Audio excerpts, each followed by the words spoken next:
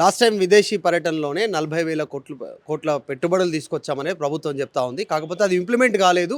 800 కోట్లే ఇంతవరకు పెట్టుబడుల రూపంలో వచ్చాయి. ఇంకా 600 కోట్లకు సంబంధించినటువంటి వివరాలు లేవు. కంపెనీల వివరాలు, పెట్టుబడి వివరాలు అంటూ బీఆర్ఎస్ పార్టీ కుత్బుల్లాపూర్ ఎమ్మెల్యే వివేకానంద గౌడ్ చెప్తా ఉన్నారు.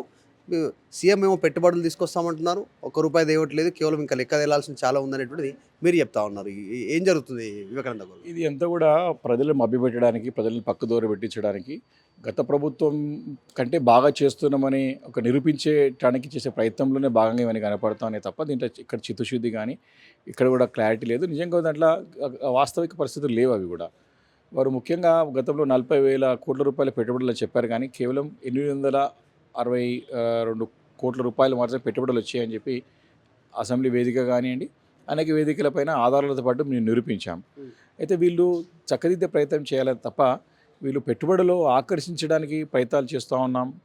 ఇక్కడ పరిస్థితులు బాగున్నాయి, ఇక్కడ అనుకూలం అని చెప్పి అక్కడ పర్యటనలో ప్రచారం చేస్తున్నారు. కానీ వాస్తవ పరిస్థితులు ఇక్కడ ముఖ్యమంత్రి గారు స్టేట్ అంతా కూడా కన్ఫ్యూజన్ చేసేసారు. ఇక్కడ రాష్ట్రంలో అంతా కూడా అయోమయ పరిస్థితిని సృష్టించి దిగజార్చి ఇక్కడ శాంతి భద్రతలు క్షీణించి సరైన మౌలిక సదుపాయాలు, విద్యుత్ సరఫరా కానివ్వండి, అదేవిధంగా నీటి సరఫరా కానీ, దాంతోపాటు గత ప్రభుత్వంలో చేసిన మంచి పనులన్నింటినీ కూడా రద్దు చేస్తూ, ఉదాహరణకి ముచ్చర్లలో ఫార్మసిటీ, వరల్డ్ క్లాస్ ఫార్మసిటీని మనం రూపొందిస్తే దాన్ని రద్దు చేయడం, మెట్రో మరి ఎయిర్పోర్ట్కి రద్దు చేయడం, అదేవిధంగా ఫార్ములా ఏరియాస్ని రద్దు చేయడం, ఇవన్నీ కూడా తన యొక్క అనాలోచిత నిర్ణయాలు, తన యొక్క అనుభవరాహిత్యంతో తీసుకునే నిర్ణయాల వల్ల నష్టం వాటిల్లింది. అదేవిధంగా ఎల్ఎన్టీకి సంబంధించినటువంటి సిఎఫ్ఓ సిఇఓని అంటే ప్రశ్నకి, విలేకరుల ప్రశ్నకి జైల్లో వేస్తామని చెప్పారు. ఈ రకమైనటువంటి భాషతోని, ఈ రకమైనటువంటి బజారు భాషతోని, ఈ రకం లూజ్ స్టాక్తోని ఏ రకంగా పెట్టుబడులు వస్తాయి రాష్ట్రానికి? ఒకసారి ఆలోచన చేయాలా. కాబట్టి ఈరోజు పరిస్థితులు పరిశ్రమలో ఉన్నటువంటి పెట్టుబడులే వెనుక్కుపోయే పరిస్థితి. గత సంవత్సరంలో ఇక్కడ కెయిన్స్ అనేటువంటి సంస్థ సెమీ కండక్టర్ సంబంధించింది ఇక్కడ స్థాపించాల్సింది రాష్ట్రం చెల్లిపోయింది. అదేవిధంగా మనకి గ్లాస్ మ్యానుఫ్యాక్చరింగ్ యూనిట్ అనేటువంటి కార్నల్ సంస్థ ఇక్కడ నుంచి వెళ్ళిపోయింది. ఇలా అనేక పెట్టుబడులు సంస్థలు కూడా, అదేవిధంగా ఫాక్స్కాన్ మనతో కష్టపడి తీసుకొచ్చింది, దాని ఎక్స్పాన్షన్ ఇక్కడ కావాల్సిన అవసరం ఉండే, అది చెన్నైకి వెళ్ళిపోయింది. మనం ఫార్ములా ఏరియాస్లో తీసుకున్న తప్పుడు నిర్ణయం వల్ల, రద్దు చేయడం వల్ల చెన్నైలోకి వెళ్ళి చెన్నైలో పెద్ద ఎత్తున వాళ్ళు ఏర్పాటు చేసుకోవడం, దాని తర్వాత తద్వారా వాళ్ళు లాభపడడం, ఇవన్నీ కూడా ఇక్కడ రాష్ట్రంలో పరిస్థితులని ఇక్కడ చెడగొట్టేసి, ఇక్కడ అన్నీ కూడా ఇబ్బంది చేసేసి, ఇక్కడ అంతా కూడా పరిస్థితులు క్షీణించిన తర్వాత విదేశాల పర్యటనలపై నేను పెట్టుబడులు తెస్తా అంటే ఎవరు నమ్ముతారో, ఎట్లా నమ్ముతారు? వీరిని పరిస్థితులను చెడగొడుతున్నారు ముఖ్యమంత్రి అని మీరు అంటున్నారు. 40,000 కోట్ల పెట్టుబడుల ఒప్పందాలు జరిగితే 800 కోట్లు వచ్చినాయి, ఇంకా 600 కోట్ల వివరాలు రావాలి పెట్టుబడులకు సంబంధించి వీడియో చేస్తూ ఉన్నారు. సింగపూర్లో ఉన్నారు ఈరోజు ముఖ్యమంత్రి. మొదటి రోజే 3,500 కోట్ల ఏఐ పరిశ్రమ కోసం డేటా సెంటర్ కేంద్రంగా మొదటి రోజే ఒప్పందాలు జరిగినాయి. ఇంకా ఫ్యూచర్ సిటీలో స్కిల్ డెవలప్మెంట్ యూనివర్సిటీకి సంబంధించి 20 మంది కంపెనీల ప్రతినిధులతో భేటీ అయ్యాము, వారితో మాట్లాడుతూ ఉన్నాం. పెట్టుబడులు రాబోతున్నాయి. మొదటి రోజే 3,500 కోట్లు వచ్చినాయి. అదే చెప్తా ఉన్నా కదా, ఇవన్నీ కూడా ప్రజలని మభ్యపెట్టడానికి, వాస్తవ పరిస్థితులు ఉండే అట్లా వాళ్ళు చెప్పడానికి, చూపెట్టుకోవడానికి చేసే ప్రయత్నమే తప్ప వాస్తవికంగా గ్రౌండ్ అయ్యేసరికి పరిస్థితి. ఈరోజు ఫ్యూచర్ సిటీ, ఫోర్త్ సిటీ అంటున్నాం, తట్టడి మట్టి తీయలేడను వాడ, అక్కడ రోడ్లు ఎందుకు పోతుంది? అక్కడ రైతులు ఇంకక్కడ అప్పుడు గతంలో కేసీఆర్ గారు మా ప్రభుత్వంలో చక్కగా ఆ రోజు సేకరించిన భూమిని ఈరోజు ఉపయోగించుకుంటా ఉన్నాం. గత ప్రభుత్వం దూషిస్తూ ఉంటావు, గత ప్రభుత్వంలో నిర్ణయాలు సరిగ్గా కాలేదని చెప్తా ఉంటావు. నేను చెప్పదలుచుకుంది ఏంటంటే, ఈరోజు నేల విడిచి స్వామి చేస్తూ ఉన్నారు రేవంత్ రెడ్డి గారు. ఇక్కడ పరిస్థితులు చక్కబెట్టే ప్రయత్నం చేయండి, ఇక్కడ నీ నిర్ణయాలు, నీ భాష మార్చుకోండి, ఇక్కడ పరిస్థితులను చక్కదిద్ది అనుకూలమైన వాతావరణాన్ని సృష్టిస్తే మంచిగా పెద్ద ఎత్తున పెట్టుబడులు వస్తానికి అవకాశం ఉంటుందని చెప్తా ఉన్నాం.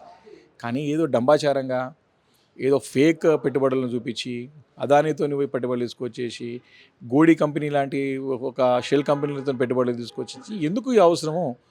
పులిని చూసి నక్క వాతలు పెట్టుకుంటుంది ఈరోజు రేవంత్ రెడ్డి గారి ఒక వ్యవహారము. గతంలో వాళ్ళు చేశారు కదా, మేము కూడా చేయాలి అనే ప్రయత్నమే తప్ప నిజంగా నువ్వు చిత్తశుద్ధి ఎందుకు ప్రయత్నం చేయవు? ఎందుకు నువ్వు గత పరిస్థితులన్నీ కూడా చక్కగా రాష్ట్రంలో ఉన్నటువంటి అనుకూలమైన వాతావరణం ఉండదని దాన్ని అలాగే ముందుకు కొనసాగించే ప్రయత్నం చేయొచ్చు కదా?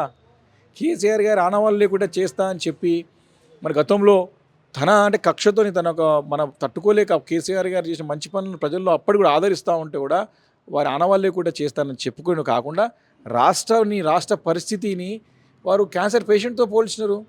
నువ్వు క్యాన్సర్ పేషెంట్ అని చెప్తే నీకు ఎవరన్నా పిల్లనేమెంట్ ఇస్తారా? ఎవరన్నా నువ్వే ముఖ్యమంత్రిగా మాట్లాడిన హోదా రికార్డులు ఉంటుంది కదా, వాళ్ళు చేసుకుంటారు కదా. కాబట్టి నువ్వు చేసిన తప్పులని, వారు చేసిన తప్పులతోని ఈరోజు రాష్ట్రంని మరి ప్రతిష్టని దిగజారే విధంగా రేవంత్ రెడ్డి గారు చేసినారు. మరి అది వదిలిపెట్టి నేను పెట్టుబడులు తెస్తా అని చెప్తే అంటే పెట్టుబడి పెట్టేదారు ఎందుకు పెడతాడు ఈడొచ్చి అని ఎంక్వైరీ చేసుకుంటాడు కదా. డెవలప్మెంట్ ప్రాజెక్ట్స్ తీసుకుంటున్నామంటారు. మెట్రో మేడ్చల్ వరకు విస్తరణ కావచ్చు, తర్వాత ఫేజెస్లో ఇటువైపు మొత్తం 4 వైపులా సిటీకి మెట్రో విస్తరణ చేస్తామనేటువంటిది, 4th సిటీ వరకు కూడా మెట్రో విస్తరణ చేయబోతున్నామండి. ఇవంతా కూడా మరి ఈ స్టేట్మెంట్స్ అంత ఏంది మరి పెట్టుబడిదారులను ఆకర్షించవా ఇట్లాంటి స్టేట్మెంట్స్? నేనేమంటున్నా అంటే మాటకి ఆచరణకి చాలా తేడా ఉంది. మన మాట మాట్లాడడం వేరు, పని చేయడం వేరు.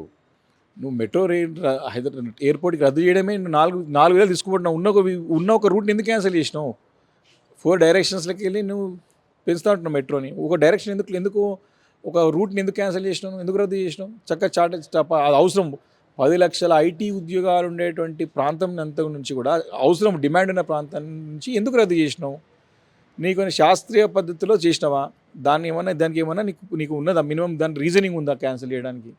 ఓన్లీ కేవలం కక్షపూరితమైనటువంటి ఆలోచన, ఏ రకంగా కక్ష తీర్చుకోవాలి, ఏ రకమైనటువంటి మరి ఇబ్బంది పెట్టాలి, ఏ రకంగా అక్రమ కేసులు పెట్టాలి, ఏ రకమైన తప్పుడు నిర్ణయాలు నిరూపించాలి తప్ప ప్రజలకు ఏం చేయాలని లేదు. ఈరోజు మేము గతంలో కేసీఆర్ గారి నాయకత్వంలోనే ఆ రోజే కన్సల్టెంట్ అపాయింట్ చేసి నాట్ పార్ట్ ఆఫ్ హైదరాబాద్కి మేడ్చల్ కానివ్వండి, షామీర్పేట్కి మెట్రో వేయాలని చెప్పేసి కన్సల్టెంట్ అపాయింట్ చేసి రింగ్ రోడ్ చుట్టూ కూడా చేయాలని చెప్పి 63,000 కోట్ల రూపాయలతో భవిష్యత్ తరాల వారికి మెట్రోని విస్తరించుకుంటూ పోవాలని చెప్పి ఉద్దేశంతోనే చక్కగా దాన్ని మేము కన్సల్టెంట్కి అపాయింట్ చేసి రిపోర్ట్స్ తయారైన దాన్ని రద్దు చేసి మళ్ళీ అదే పని చేస్తూ ఉన్నారు ఈరోజు.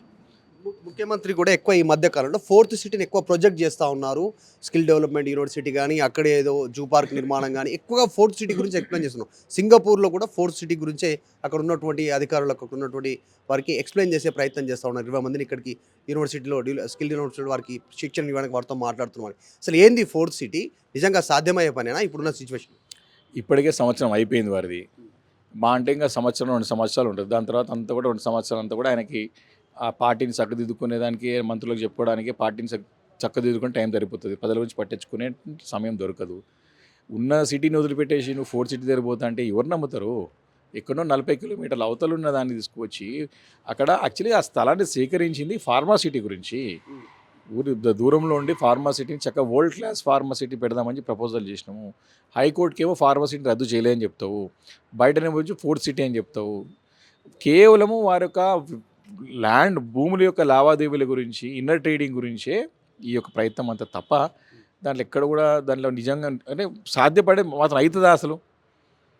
4th సిటీ అనేది మహబూబ్ నగర్లో ఆయన ల్యాండ్ సేకరించిండు కాబట్టి అక్కడ వ్యాపారం పెట్టుకుని ల్యాండ్ వాల్యూ గురించి రియల్ ఎస్టేట్ చేసుకుని రిలేటెడ్ దందా. రేవంత్ రెడ్డికి తెలిసినటువంటి వ్యాపారం ఒకటే రియల్ ఎస్టేటు.